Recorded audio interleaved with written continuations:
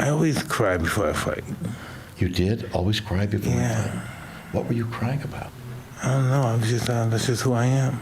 What's the emotion? Are you? I'm getting ready to change into somebody I don't like. Mike Tyson. You are the greatest fighter that ever lived. And you didn't like that guy. No, because he brought more than just fighting with him. What do you mean? He brought like jealousy, enviness, guilt. He brought a lot of stuff. But everything that was bad was that guy. I was addicted to chaos. I had no self-love and I showed it. I want your heart, I want to eat your children. Everything I did wrong gave me riches and wealth, everything that everybody else wanted. But I just wanted to be like everybody else. As soon as God starts noticing you, so does the devil. So that means you're gonna shine and you're gonna fall too. That's what this life's all about. Rising and falling, rising and falling. But what happens when you fall from a rise? And that shows who you are. And we're all here for a reason. We don't know the reason, but we're here for that reason. Maybe we're supposed to decipher that, but we're all here for a reason. This is not by accident.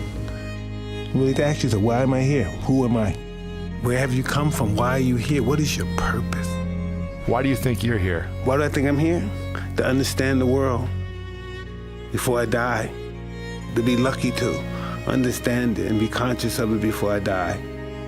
I look at everything. I look at women, I look at people. Everything, they were teachers. Those guys were our teachers. And that's what this big world is, a school.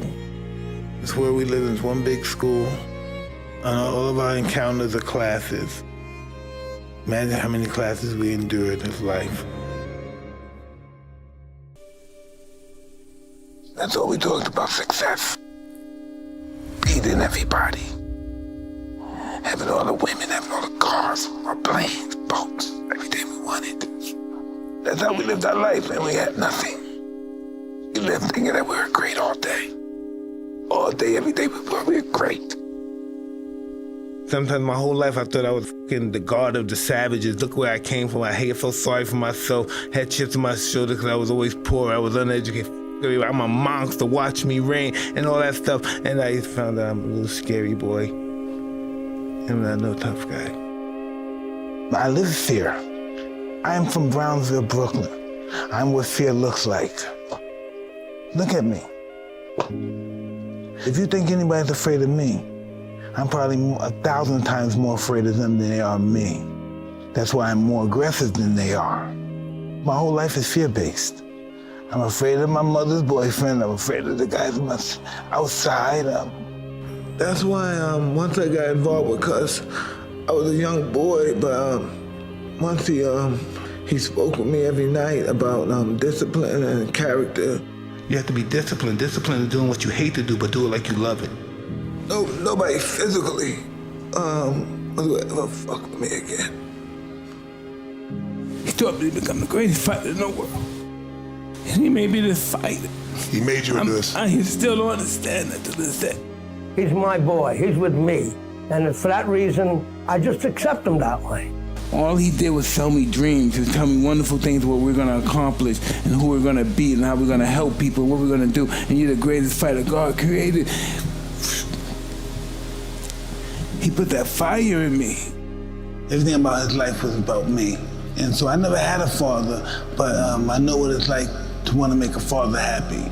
And so I wanted to be champion to make him happy. I had to deal with demons with that. I felt I was that kind of person that really my objective was just to hurt people as much as possible. Yeah. You know, not just beat them, but just to really hurt them, but they never forgive me. And that was just my goal. That's what I learned from Cuz. That's all I knew. And I never experienced love. My love was hurting people. The more people I hurt, the more love I received. And at one stage, I was a god, but I just didn't know what to do. I was on the clouds, but I just didn't know what to do. I was there.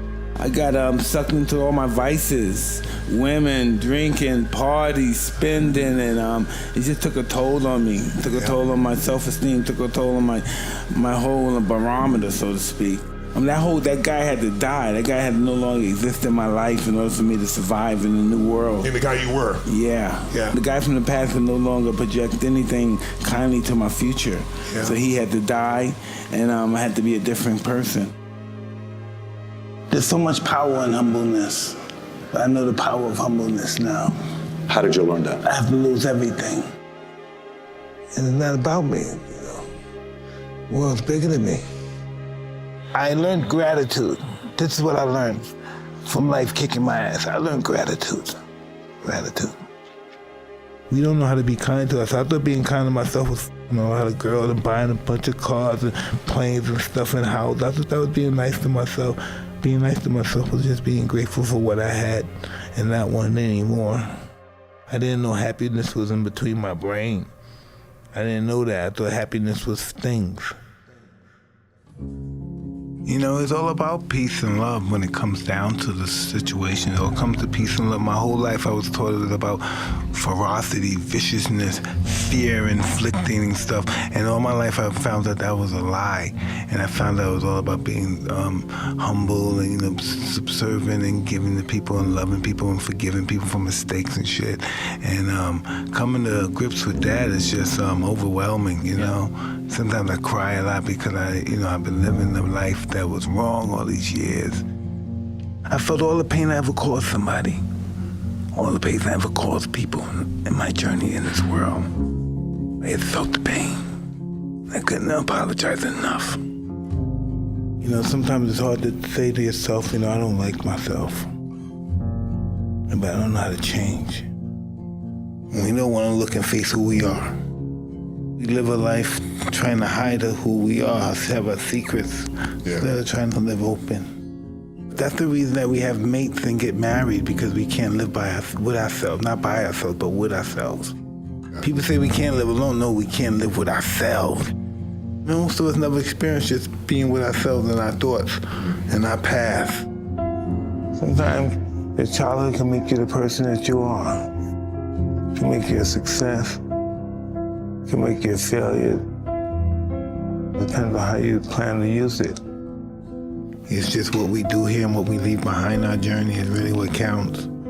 But just leaving here, knowing that you were kind to people, and people could say he was a kind person, he was a good person, and you gave him the best you had. You gave life the best you had. You just left it all on the concrete, you know. You don't hold anything back, you know. Life is just preparing you for death. That's what life is. It's pretty much a blueprint to death. Just treat the world like you want the world to treat you. And give the world everything you have. Give it everything you got.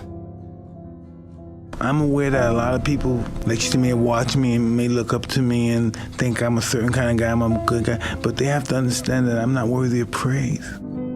Only God is worthy of praise. You look at YouTube and I see guys have Mike Tyson, immortal, Mike Tyson, God, and I'm not worthy of that. I'm always just Mike.